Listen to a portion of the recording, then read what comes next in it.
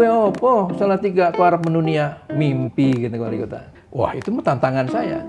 Dan sekarang Salatiga sudah dikenal. Salatiga UMKM-nya sudah banyak yang melakukan ekspor. Di bidang pendidikan, Salatiga juga sudah punya sister city banyak dari luar-luar. Saya untuk membangun Salatiga itu perlu gerbong yang gesit, cepat dan sebagainya. Langkah pertama saya pembenahan birokrasi, harus meritokrasi. Orientasinya nanti dinas itu bukan proyek orientation, tapi program orientation. Sekarang itu kan exit tol Patimura sudah dibangun, sehingga kalau selesai exit tol itu akan menjadi keluar ke tengah kota. Kalau exit tol udah terbangun, rencana kita akan bangun jalan lingkar utara. Kalau jalan lingkar utara terbangun akan nyambung dengan lingkar selatan yang sudah ada. Jadilah Salatiga Outer Ring Road. Jadi nanti akan terbagi, Salatiga bagian selatan itu menjadi heritage city. Di bagian utara exit tol itu, di dekat exit tol itu, kita akan kembangkan menjadi modern city.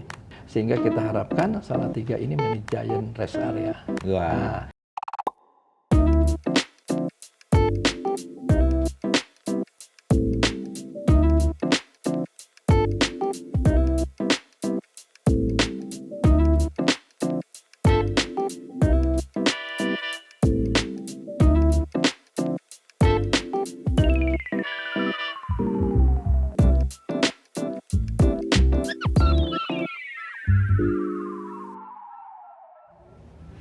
halo, selamat datang di Selasar Politik bersama saya Syiful Arifin. Sobat Expos, kali ini saya bukan jadi tuan rumah. Biasanya kalau dalam podcast Selasar Politik saya jadi tuan rumah, tapi kali ini saya menjadi tamu ini. Dan tuan rumahnya malah Pak Wali Kota Salatiga, Pak Robi. selamat pagi. Iya, ini di Salatiga Common Room. Jadi salah satu spot di Pemkot Salatiga yang di belakang Sobat Expos bisa melihat ada layar yang melihat bagaimana kondisi di berbagai kota di wilayah di Salatiga. Dan saya bersama Pak Robi yang menjadi wali kota sudah berapa lama, Pak? 8 bulan. 8 bulan sampai Februari ya? Dari Februari tanggal 20 ya. Iya, Februari 20 1 tahun. Iya. Wah, dan Pak Robi ini adalah wali kota yang agak spesial karena bukan dari kalangan politisi ya? Ya, saya bukan politisi, bukan juga birokratis. Saya Tapi sekarang politisi kan?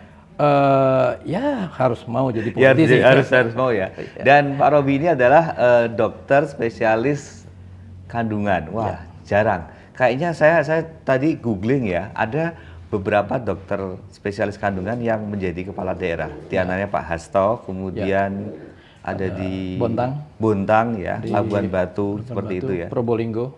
Oh, Probolinggo juga ada ya? Ya, Cianjur. Jadi dari 29 kepala daerah yang dokter baik kabupaten maupun wali kota, itu 9 adalah dokter obstetri ginekologi atau kebidanan. Kenapa kok dokter kandungan tertarik ke dunia politik kayak gitu? Ya, lebih ke panggilan hati saja, bahwa selama bertahun-tahun praktek itu hanya mengurusi ibu-ibu. Kita terpanggil juga dong untuk ngurusi bapak-bapaknya, anak-anaknya, nenek-neneknya. Nah, satu-satunya jalan kan harus melalui wali kota supaya bisa ngopeni semua. Gitu. Ceritanya gitu aja. Ceritanya gitu aja? Iya. Tapi sebelumnya Anda adalah profesional di bidang kesehatan? Ya, saya hanya just sebagai dokter kandungan. Tidak kepikir sama sekali akan menjadi wali kota. Ya. Kepikirnya hanya 3 bulan sebelum pencoblosan. 3 bulan sebelum? 3 bulan baru saya sebelum pencoblosan apa sebelum pendaftaran? Sebelum pencoblosan. Oh, berarti jauh-jauh hari, malah dekat ya sebelum pendaftaran? Iya, jadi persiapan hanya 3 bulan. Kok tertarik bahwa ngurusi ibu-ibu sekarang ngurusi banyak orang kayak gitu? Hanya alasan kayak gitu saja atau ada pertimbangan lain, Dok? Ya, saya 32 tahun sampai 30 tahun tinggal di Salatiga. Ya. Jadi saya merasakan progresivitas pembangunnya ya tidak terlalu ini. Yaitu memancing saya atau merangsang saya untuk bisa turut serta membangun kota Salatiga ini. Gregetan lah istilahnya gitu. Gregetan itu masuk ke dunia politik ya. Sebetulnya di awal saya bukan dunia politiknya. Dunia publiknya. Pemikirannya tuh masa sih bangun Salatiga gitu yang kan kecil misalnya, itu kecil gini-gini nggak bisa. Ternyata malah tantangan politiknya yang lebih gede gitu kan. Gitu gitu. ya. Jadi yang memakan energi itu itulah malah. Iya kan kalau orang melihat Salatiga itu kota kecil, adem ayem kayaknya ya tidak jauh, tidak apa namanya berbeda ya dengan kota-kota yang lain tapi ya. Betul, karena Salatiga itu memang kecil, penduduknya juga terlalu banyak, sekitar 200 ribuan saja. Tapi Salatiga ingat banyak orang pintar. Banyak orang yang pinternya tuh sayangnya hanya pinter komentar gitu susahnya. Kalau pinter komentar terus dengan kerja nyata ya alhamdulillah. Tapi kan kalau pinter komentar aja kan hanya bikin pusing aja. Ya. Tapi nggak apa-apa, itu ada suatu tantangan, itu suatu pemicu atau stimulan untuk kita bisa lebih bekerja dengan baik gitu. Ya. Kalau dulu Anda pakai senjata, alat itu stetoskop. Sekarang yang lebih banyak dipegang apa ini? Mata dan hati. Mata dan hati? Ya, mata untuk melihat bagaimana kondisi rakyat, hati untuk bisa menggerakkan kita berbuat sesuatu yang terbaik untuk rakyat. Jadi untuk mendeteksi masalah penyakit yang ada di masyarakat dengan mata dan hati? Ya, ya seperti kerjaan saya sebagai profesi dokter kan begitu. Kita menggunakan mata, menggunakan kemampuan untuk mendeteksi masalah-masalah yang ada di pasien itu, kemudian kita rumuskan apa yang masalahnya dan baru kita obati sesuai dengan keperluannya kan, tepat sasarannya. Begitu juga sama sih di pemerintahan. Kita dengan bantuan banyak mata, kan kita mata wali kota tidak satu. Ada para OPD, ya, ada masyarakat, organisasi masyarakat dan sebagainya. Itu sebagai mata yang untuk mendeteksi ada masalah apa di masyarakat. Nah, kita harus tergerak hatinya untuk memperbaiki itu. Gitu. Kalau dulu Anda bertindak berdasarkan data, bukaan berapa ini? Sekarang apa yang menjadi indikator? Wah, saya harus melakukan ini ya. Istilahnya apa ini? Itu ada prioritas namanya kan, prioritas pemecahan masalah. Dilihat urgensinya, perlu segera atau tidak. Kalau segera ya harus kita lakukan segera. Harus kita tata segera, kita harus tata segera. Seperti itu. Jadi tetap kita lakukan inventarisasi masalah, lalu kita rumuskan masalah-masalah ini berdasarkan prioritasnya. Nah, baru kita solusikan berdasarkan tingkat urgensinya. Beda nggak cara memutuskan? Kalau dulu kan Pak Robi memutuskan ini operasi, ini tidak perlu operasi, kemudian ini perlu tindakan ini, kan sudah kelihatan ya. Kalau di dalam pelayanan publik kira-kira yang menjadi indikator prioritas itu apa? Sehingga Anda bertindak kayak gitu. Banyak kan, artinya apakah tindakan itu dampak positifnya dirasakan oleh masyarakat luas atau tidak, atau hanya dirasakan oleh sekelompok atau segelintir orang saja, kan seperti itu. Kalau dunia bisnis kan beda, ya kan? Apa yang kita tentukan adalah berdasarkan pengamatan atau pengumpulan masalah yang kita dapat sendiri, berdasarkan ilmu-ilmu yang ada. Nah, kalau sekarang kan tidak bisa serta-merta saya sebagai wali kota diputuskan sendiri, tidak, karena ada hierarki-hierarki yang memang kita harus penuhi. Contoh misalnya, untuk melakukan sesuatu yang misalnya terkait pengaruhnya besar, konsekuensi anggaran besar, kan kita harus konsultasi dengan DPRD dan sebagainya. Kita harus konsultasi juga atau berkomunikasi dengan dinas terkait, ya kan, dengan kewilayahan, gitu, seperti itu. Jadi banyak hal-hal yang harus menjadi pertimbangan tentunya. Tapi itu sesuai dengan ekspektasi nggak? Kalau dulu kan Anda mau masuk ke dunia politik menjadi wali kota, ya harapannya sat-sat eksekusi cepat dan sebagainya. Tapi ternyata setelah menjadi wali kota, ternyata nggak seperti harapan ya. Ekspektasinya kok berbeda ya. Kayak gitu gimana? Karena harus koordinasi dengan ini, itu, harus mempertimbangkan ini, itu, dan sebagainya. Ya pastinya itu ada. Itu menjadi suatu tapi bukan suatu hambatan. Tergantung kitanya seperti apa, membawa kemana.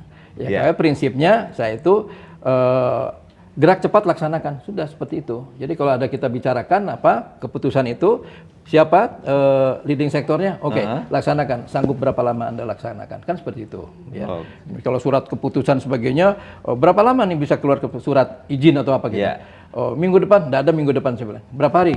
Ya, 3 hari, oke, 3 hari catat keluar, harus keluar. Begitu. Jadi tergantung itu kan namanya komunikasi, kolaborasi itu harus ada.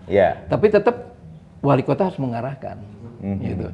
Jangan sampai birokrasi yang panjang itu untuk perizinan itu masih dibiarkan, gitu. Ini ngapain perlu kalau ini rapat ini, putuskan sekarang gitu, seperti itu saja. Iya, kalau di dunia medis kan harus ada eksekusi cepat ya, karena menyangkut nyawa ya. Iya, betul. Kalau di birokrasi kan agak berbeda kayak gitu ya. Ya, slow but sure. Nah, jadi kita tidak boleh gerabak gerubuk juga, ya, karena pengalaman gerabak gerubuk bukan gerabak gerubuk sebetulnya. Saya di dunia medis itu harus ada keputusan, ada masalah, saya eksekusi cepat, ya. Ini di awal saya melihat permasalahan, misalnya saya lihat pasar ini kumuh, ya. Saya akan menggodong penataan gini. Nah, lakukan dinas perdagangan untuk sosialisasi.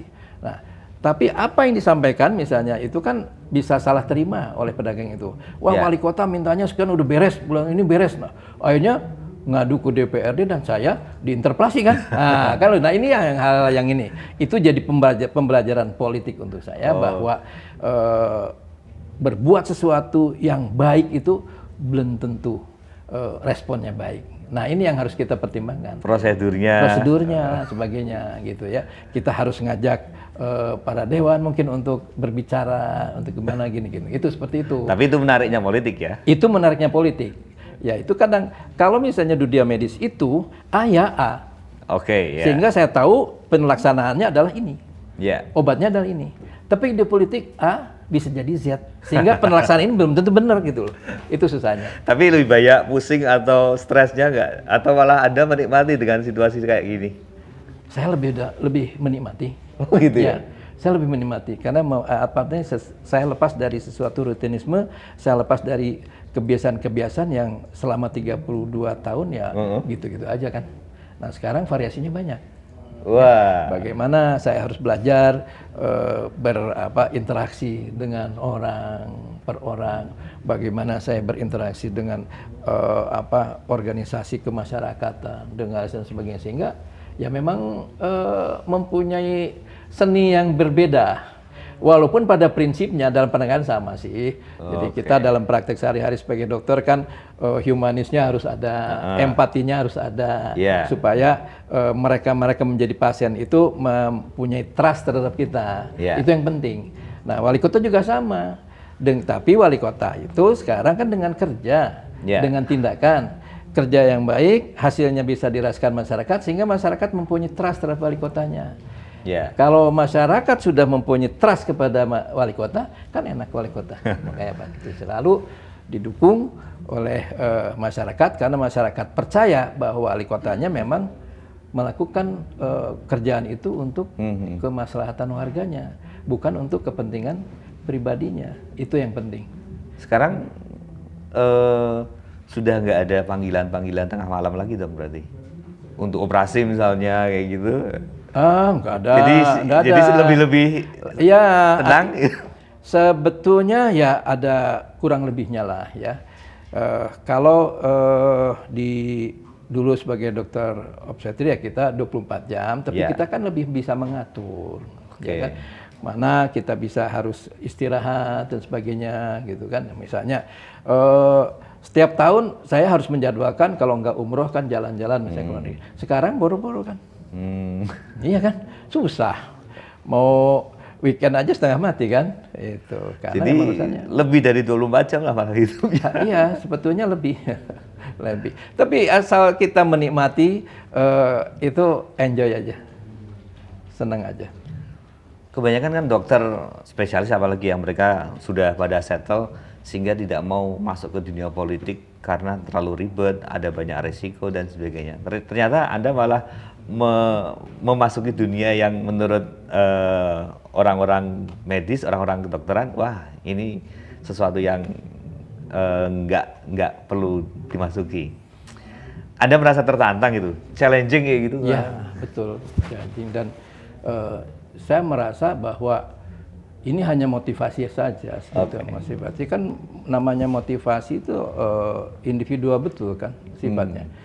Saya tinggal di Salatiga 32 tahun, sudah diberikan ruang oleh masyarakat Salatiga untuk mencari nafkah, untuk membesarkan saya di sini. Kok setelah saya establish, masa sih diem aja? Nah, itu aja. Masa sih diem aja kan gitu. Jadi apa yang saya punya karena diberikan ruang oleh masyarakat, tentunya saya harus kembalikan ke masyarakat lagi. Nih, pengabdian saya seperti itu aja. Dan orang Salatiga, terutama ibu, sangat mengenal Anda ya? Wah, Dr. Robi, wah. Nah, itu salah satu keyakinan saya maju dan bisa menang. Karena di belakang saya adalah pasukan emak-emak. Dan anak-anaknya yang... Dan anak-anaknya. Nah, jadi sekarang itu tahapan saya kan artinya bahwa anaknya yang kemarin dilahirkan, sekarang udah melahirkan lagi, gitu. Jadi saya sudah melahirkan cucu-cucunya mereka. Minimal kan jadi 2 generasi itu. Jadi ibu, ada bapak, ada anak, ada menantu kan. Minimal 1 ibu 4 pendukung kan gitu. Nah, itu terbukti kalau saya lagi turun turba juga ke lapangan gitu. Pak Dokter gini. Anak saya dulu ini loh yang melahirkan gitu. Anak saya udah gini. Nah, itulah sesuatu kebanggaan tuh saya. Dan ternyata mungkin saya menang tuh karena itu ya. Di setiap pojok kok kenal saya gitu kan gitu. Itu aja sebetulnya. Ya, oke. Kalau kehidupan pribadi tidak terlalu jauh berbeda ya. Hobi tetap bisa dijalani walaupun berbeda ya. Dulu dokter, sekarang ya, tentunya karena waktu tersita ya berkurang lah. Hobinya apa, Dok? Hobinya traveling. Waduh, kan travelingnya hanya ke Salatiga aja kan? Ya, di paling Salatiga. Sekarang kalau enggak ya paling yang deket-deket aja, Solo, Jogja, numpang kuliner pulang kan gitu. Itu aja sekarang. Ya kalau dulu memang saya traveling, ya saya juga goeser. Jadi kalau sepeda saya tiap minggu pasti jarak jauh. Sampai Kopeng? Kopeng mah kecil untuk saya. Waduh. Nah, dulu sampai ke Cirebon. Cirebon, ke Wonogiri, ya di Wonogiri tuh? Gajah Mungkur. Ya? Gajah Mungkur. Kemudian naik Telomoyo tuh, itu karena komunitas sepeda saya anak-anak muda, gitu, sehingga saya terbawa jiwa mudanya. Gitu. Terus habis sepedaan nyoto. Sudah gantung. Habis sepeda nyoto betul itu paling enak. Habis sepeda nyoto itu. Kalau di Salatiga tumpang koyor gitu kan? Tumpang koyor, sotonya juga enak, ya kan. Banyaklah kuliner legend di Salatiga nih. Ya, oke. Sekarang kita bicara soal Salatiga ya, kota kecil tapi terkenal juga ya. Yang terkenal kalau di Salatiga selain makanan dan sejenisnya adalah slow living-nya seperti itu. Dan kemudian ada juga Salatiga sebagai kota paling toleran. Ya. Bertahun-tahun selalu jawara. Solo aja kalah ini. Ya. Gimana cara menangani itu, mempertahankannya gitu kan? Ya.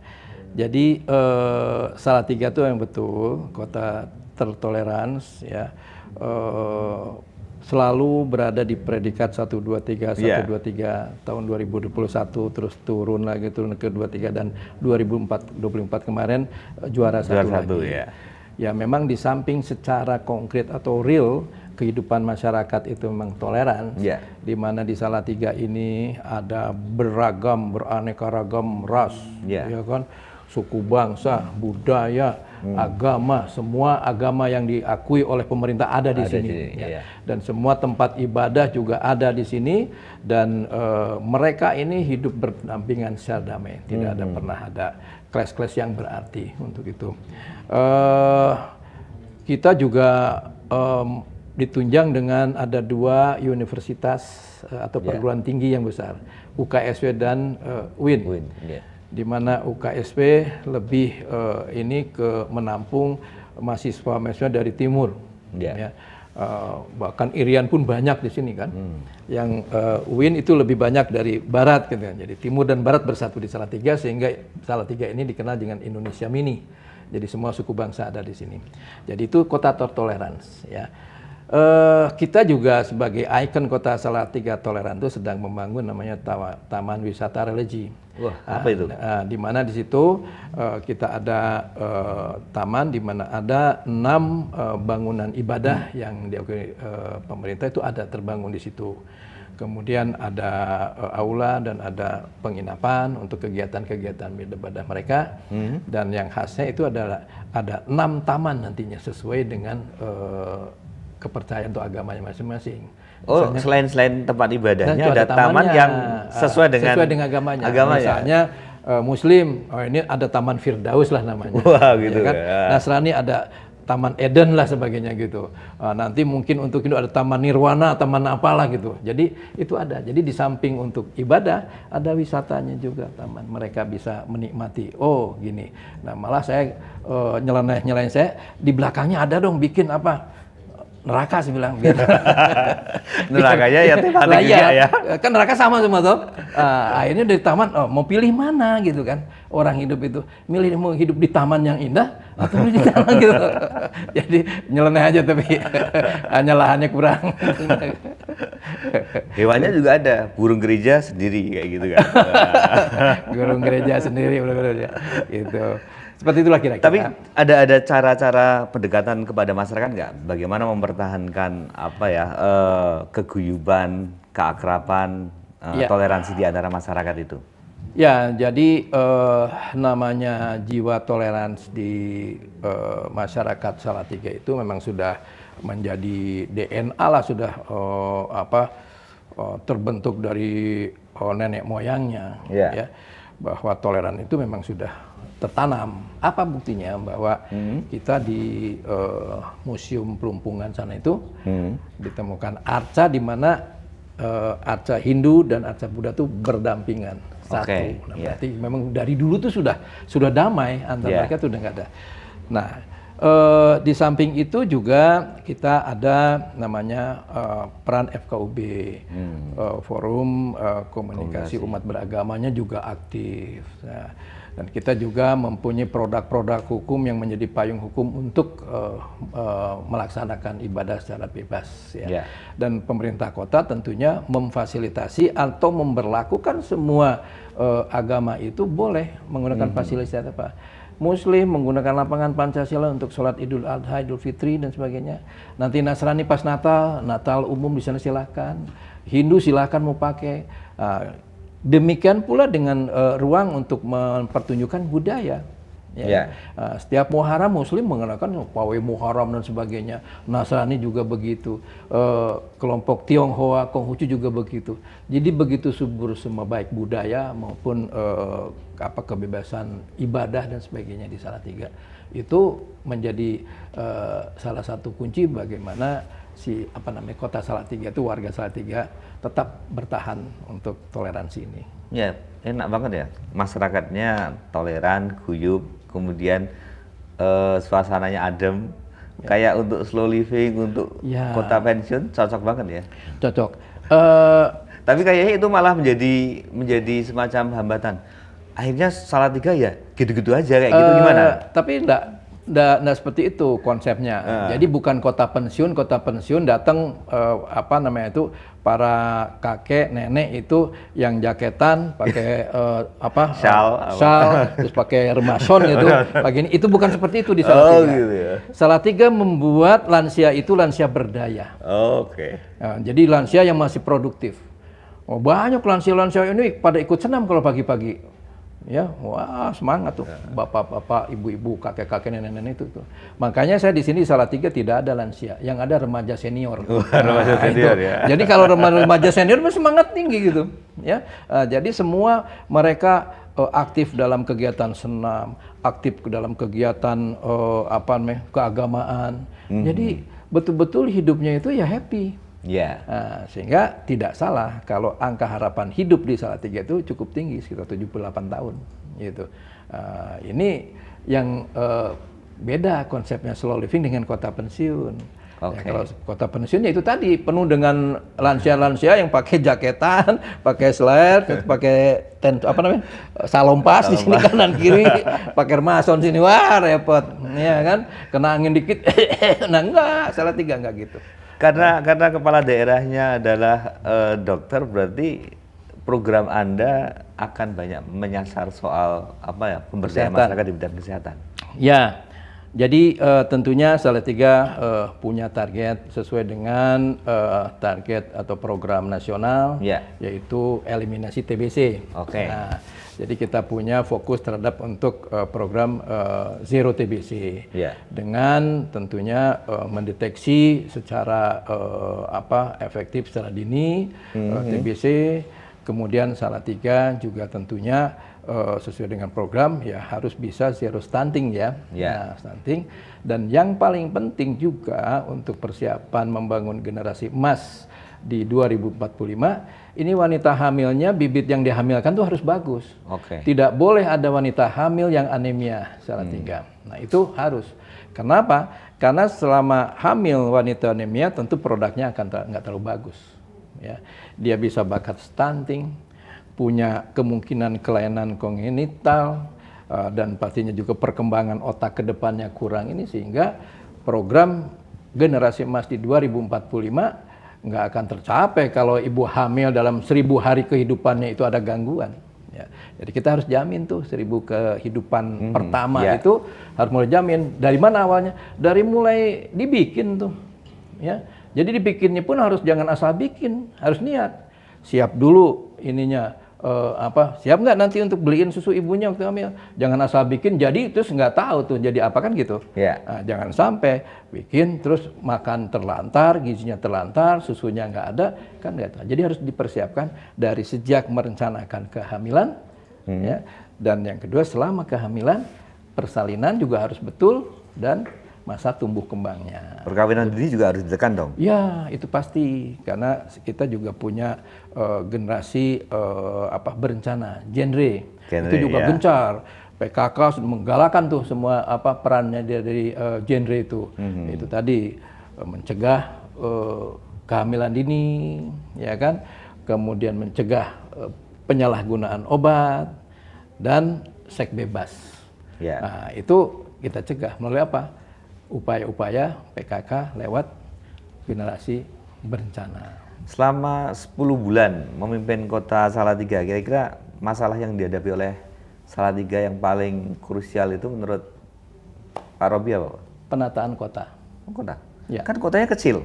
Ya kecil, kalau nggak tata kotanya nggak beres kan masalah juga. Tapi memang kalau jalan-jalan di Salatiga kan kecil-kecil ya. Satu jalur juga banyak seperti itu kan. Berbeda dengan kota-kota yang lain. Ini bedanya apa? Cara menata kota Salatiga? Sebetulnya ya enggak terbelah dengan kota-kota lain. Namanya jalan-jalan di perkotaan itu kan selalu berbenturan itu dengan usernya, jadi pengguna jalan itu. Baik itu terkait dengan perparkiran, ya tahulah bagaimana sistem perparkiran, kemudian mengenai pedagangnya, kaki limanya, kan seperti itu. Ya, sebagai contoh, misalnya satu contoh, kita menata saja lapangan Pancasila menjadi ikon Salatiga itu kan setengah mati. Kenapa? Di situ ada dua kelompok pedagang kaki lima, yang satu yang merasa lama, yang satu baru, ini mau pengen ke sini, ini pengennya ini, wah udah gitu kan, seperti itu. Itu kan sesuatu yang sebetulnya menurut hitam di atas kan mudah kan, tapi di lapangan tidak seperti itu, tidak segampang itu. Pakai strategi apa Indra? Ya tentunya hati lagi harus bermain. Hati lagi harus bermain, bahwa mereka itu berjualan itu kan berjuang untuk sekedar mengisi perut. Mereka punya keluarga, mereka punya anak yang harus dibiayai. Ya kita mendekatinya tidak boleh melakukan sesuatu yang pukul rata dan kekerasan atau apa gitu. Harus betul-betul menempatkan mereka itu pada lahan-lahan yang mereka pun bisa hidup. Nah itu yang harus diperhatikan kan. Iya. Kalau secara kita berpijak pada aturan atau hukumnya ada, kita berhak aja. Nggak boleh dagang itu, kalau setiap dagang usir tiap dagang kan, tapi nggak begitu. Iya. Nah itu yang pendekatan humanismenya yang kita harus pertimbangkan untuk pembenahan di semua sektor.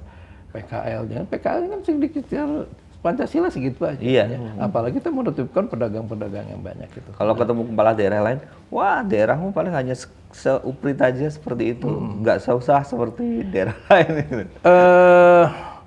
Besar kecilnya masalah atau problem yang ada itu tidak tergantung pada besar kecilnya wilayah, tapi bagaimana dinamika warga itu. Tidak juga ya? Iya, Salatiga itu banyak orang pinter, ya kan? Sedikit kita geser aja udah ada suara tuh, ya kan? Wah, gitu kan begitu. Wah, sejak Orde Baru sampai sekarang kan Salatiga terkenal juga kan? Iya. Bahkan sebelum saya jadi wali kota pun kan udah opo sih seorang dokter jadi wali kota, arep ngopo kan gitu. Iya kan? Nah, sekarang saya punya misalnya visi saya Salatiga beda menuju Salatiga mendunia. Dua opo Salatiga aku arep mendunia, mimpi gitu wali kota. Kan gitu komentar. Tapi wah itu tantangan saya. Dan sekarang Salatiga sudah dikenal dan mendunia. Lewat apa? Salatiga UMKM-nya sudah banyak yang melakukan ekspor. Oke. Iya kan? Dan di bidang ekonomi ya? Di bidang ekonomi. Di bidang pendidikan, Salatiga juga sudah punya sister city banyak dari luar-luar yang kita punya dengan Korea yang setiap hari mereka kirim untuk belajar ke sini, kita juga kirim ke sana. UKSW sudah kerjasama dengan banyak pelajar-pelajar, mahasiswa-mahasiswa yang dari Australia, Belanda dan sebagainya. UIN juga banyak yang dari Afrika Selatan, dari negara-negara Mesir dan sebagainya, sudah ada exchange student dan sebagainya, ya kan? Dan kita kemarin 1 bulan yang lalu kurang lebih, mungkin kurang, dikunjungi oleh 35 arkeolog dunia di Salatiga. Site yang dikunjungi apa? Nah, mereka itu sebetulnya proyek ininya di Sangiran. Oh, di Sangiran. Tetapi nggak tahu lihat googling dan sebagainya kok Salatiga tuh ini menarik katanya. Pengennya di Salatiga. Pertemuannya di Salatiga ya? Di Salatiga. Ya. Jadi mereka untuk simposiumnya dan sebagainya di Salatiga. Tapi praktek lapangannya proyeknya di Sangiran. Oh, berarti lewatnya Karanggede langsung ya, gitu kan? Gitu, Sangiran. Di sini tapi di pusatnya. Tapi ada beberapa yang simposium atau beberapa kelompok yang stay di Salatiga gitu. Jadi mereka banyak tertarik terhadap budaya Salatiga, khususnya tentang budaya atau air. Salatiga itu banyak ditulis di artikel-artikel Eropa itu tentang airnya, tentang airnya. Jadi, kenapa sih air Salatiga gitu? Dan memang Salatiga itu banyak kan sumber-sumber air yang dibuat keramat lah orang. Ini ada banyak sekali. Nah itu juga suatu potensi budaya. Nah, ini kan artinya bahwa kata mendunia itu tidak susah kan, gitu. Orang kita didatangi kok 35 negara Eropa loh, ya kan? Dan mereka ahli budaya semua, profesor-profesor dari Eropa, dari Asia, semua dari sini. Jadi budaya, pendidikan, kesehatan, ekonomi ya. Tapi ekonomi kan hanya beberapa saja ya. Biasanya gini, kalau kepala daerah yang dia akan merasa berhasil kalau bisa mendatangkan investasi dan sebagainya. Itu rata-rata seperti itu. Ya. Anda juga mengalami hal yang sama nggak? Ya kurang lebih sama, tetapi untuk saya pribadi tidak seperti itu. Jadi tetap artinya tidak akan ada suatu daerah, kota maupun kabupaten yang bisa maju secara optimal tanpa adanya investor. Oke. Itu harus. Sehingga untuk selama kepemimpinan saya tentunya kita mengadakan penyempurnaan atau reformasi birokrasi yang mempermudah untuk investor masuk. Dan memang kita sudah ada beberapa investor kan yang masuk baik lokal maupun yang internasional, seperti dari Cina, Korea sudah masuk untuk beberapa industri, industri. Kemudian yang lokal pun masuk. Nah, tetapi indikator kemajuan ekonomi itu tidak hanya dari berapa jumlah investor yang masuk, tapi saya lebih memfokuskan bagaimana kita bisa memberdayakan UMKM sebagai tulang punggung ekonomi kerakyatan. Nah, Salatiga ini punya sekitar 26.000 UMKM. Nah, sudah kita dampingi beberapa UMKM, jadi hanya berapa persen yang baru masuk ke UMKM Pintar, dan kita dorong untuk pendataan yang penting. Pendataan UMKM itu terdata dengan baik, terverifikasi dengan baik, sehingga kita nanti lebih mudah untuk memberikan pendampingan modal, pendampingan dalam hal quality, pendampingan dalam marketing, dan sebagainya. Dan untuk itu, saya melibatkan potensi yang dimiliki oleh Salatiga, bahwa Salatiga ini punya 2 universitas yang besar. Mereka kan perlu kuliah kerja nyata tuh. Nah, bagian teknik informatikanya, bagian pangannya, nah mereka libatkanlah di bawah untuk mendampingi para UMKM itu biar bisa berdaya dan UMKM naik kelas semua. Itu satu. Yang kedua, kita punya namanya program Zarkomabar, Jaringan Komunitas Pemuda dan Mahasiswa Berwirausaha. Nah, kemarin satu program Dewa Dispora sudah menelurkan 10 juragan muda. Jadi dari program itu. Dari program itu. Jadi dari 200 pendaftar kita saring keluarlah 10. Nah, 10 itu kita berikan pendampingan modal, walaupun mereka sebetulnya sudah punya unit usaha. Nah, dengan diberikan julukan komunitas juragan muda, mereka punya motivasi untuk mengembangkan diri, satu, dan yang kedua itu sebagai holdingnya untuk yang lainnya. Jadi mereka akan menggait yang lain-lain untuk bisa sama-sama membesarkan usahanya, gitu. Jadi hal ini yang kita sedang galakan, sehingga kita harapkan UMKM yang ada di Salatiga itu, baik itu menyangkut kuliner, fashion, maupun ekonomi kreatif yang lainnya, bisa maju sama-sama. Contohnya apa? Di bidang apa itu? Juragan muda itu kuliner. Jadi mereka ada yang sudah punya, misalnya yang sederhana aja, misalnya dia punya usaha cilok. Nah, dengan dia jadi juragan muda, dia punya inovasi. Cilok tuh nggak hanya sekedar itu, dibikinlah cilok rasa ini, cilok ini, dan dia juga akan menggandeng tuh mitra-mitra kecilnya, UMKM di sekitarnya. Yo, kamu bikin cilok produk rasa keju, cilok rasa ini, setor kepada saya, itu kan. Nah, yang utamanya ini si juragannya itu tinggal ini aja kan, tinggal bagaimana mengemas dengan baik, bagaimana digital marketingnya, ya kan, bagaimana ngurus perizinan dan sebagainya. Kalau bahkan ada cilok kering mungkin untuk diekspor dan sebagainya, kan itu tugas juragan mudanya. Tetapi juragan muda itu kita harapkan dia membawahi holdingnya itu beberapa mitranya, bisa beberapa mitra. Yang satu kasihlah kerjaan, rumahnya bikin cilok rasa keju, bikinlah cilok rasa abon, cilok gitu, sehingga bisa kumpul. Nah, itu yang kita harapkan. Perasaannya gimana, Pak? Ketika Anda mendampingi kelahiran seorang bayi dan mendampingi kelahiran juragan baru kayak gitu, beda nggak? Bedanya di resiko aja. Resiko. Kita melahirkan itu resikonya 2 nyawa. Ibu dan bayi. Ya. Gagal salah satu, luluh hati kita. Artinya bayi lahir sehat, ibunya nggak bisa ditolong. Nah itu, atau ibunya sehat, bayinya nggak bisa ditolong, atau ditolong kualitasnya nggak bagus, itu kan beban untuk kita. Tapi kalau untuk juragan muda ini kan tidak ada rasa seperti itu, tapi yang ada hanya asa, harapan bahwa kita ini melahirkan satu juragan, kita harapkan bisa mengangkat 10, 20, 30 UMKM yang lain. Bedanya di situ aja. Kalau selama 10 bulan bergaul melayani masyarakat seperti itu, ada cerita yang paling menyentuh hati Pak Robi nggak? Yang paling berkesan apa? Yang berbeda dengan mendampingi kelahiran itu jelas ya.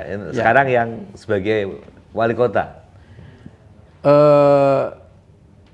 Terus terang, saya tuh hatinya gampang tersentuh. Jadi paling tidak bisa kalau melihat warganya menderita. Itu saja.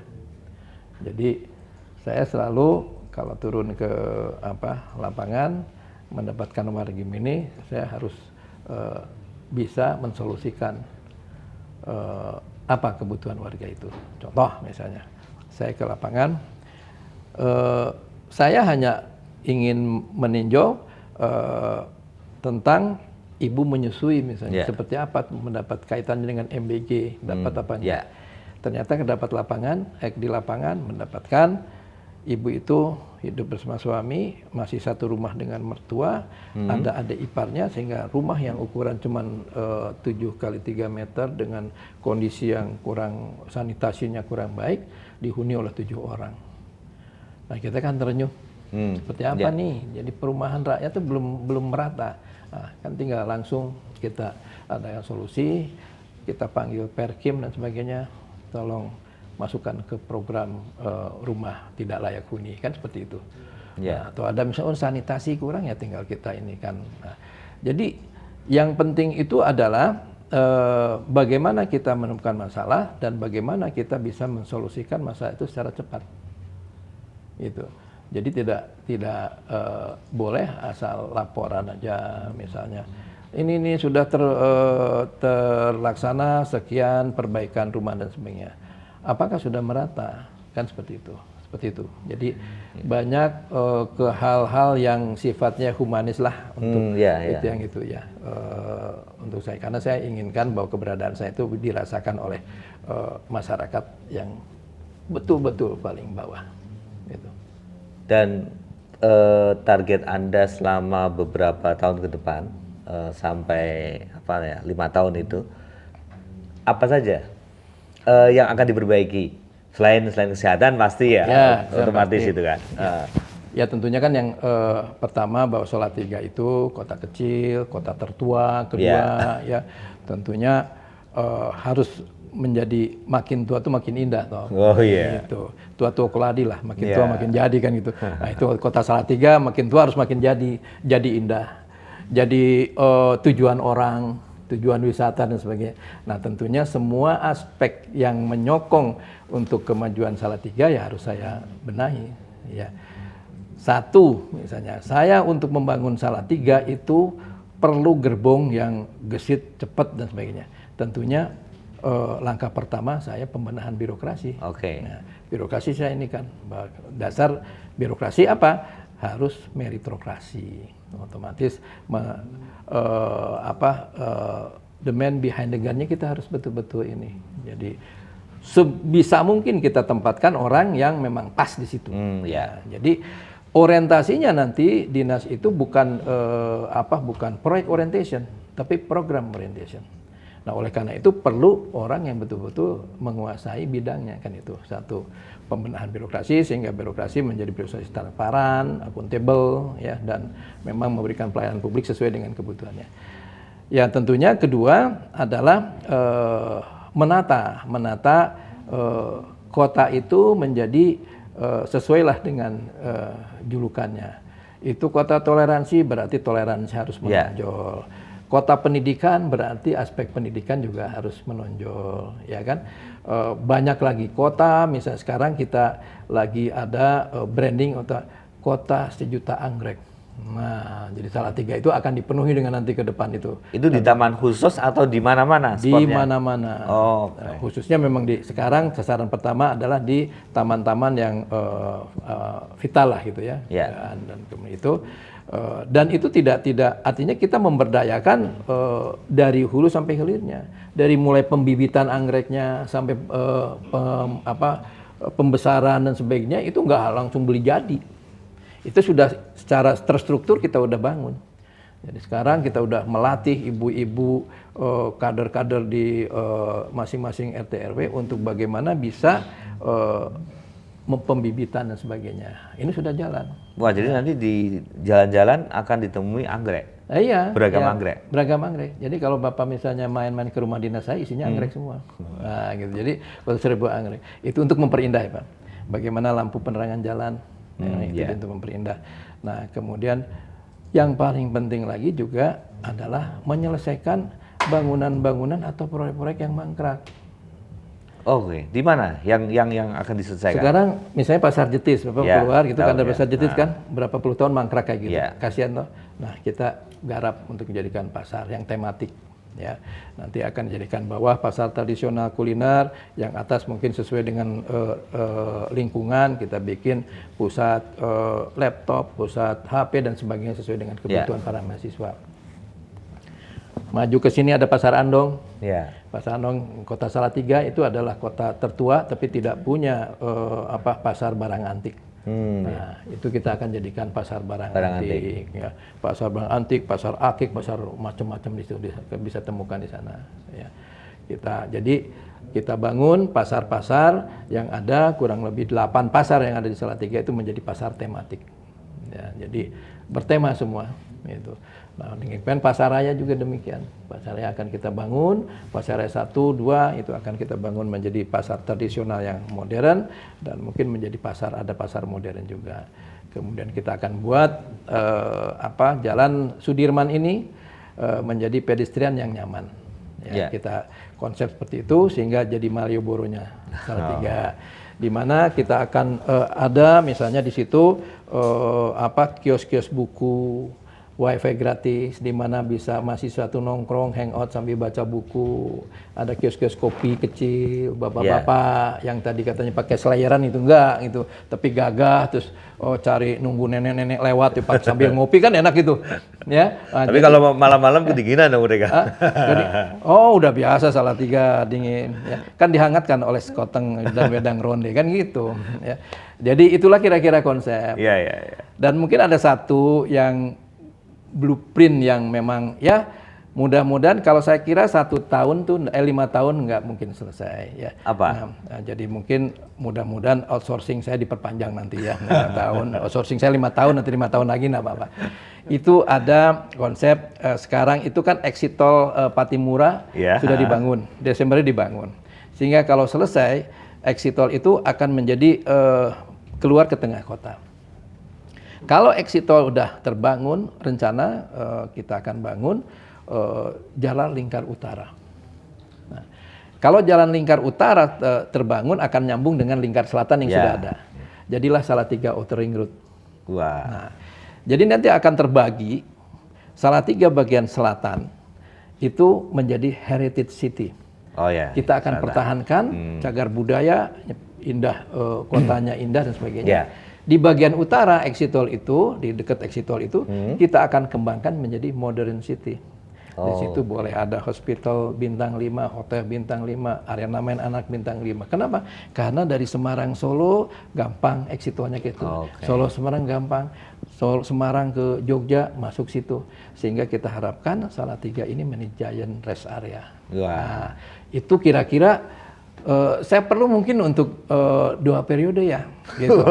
Ini baru 10 bulan udah cerita 2 periode. Tetapi kalaupun 1 periode misalnya outsourcingnya hanya 5 tahun ya nggak apa-apa. Saya persiapkan untuk yang ke depan siapapun. Tapi sudah mempunyai konsep yang seperti itu.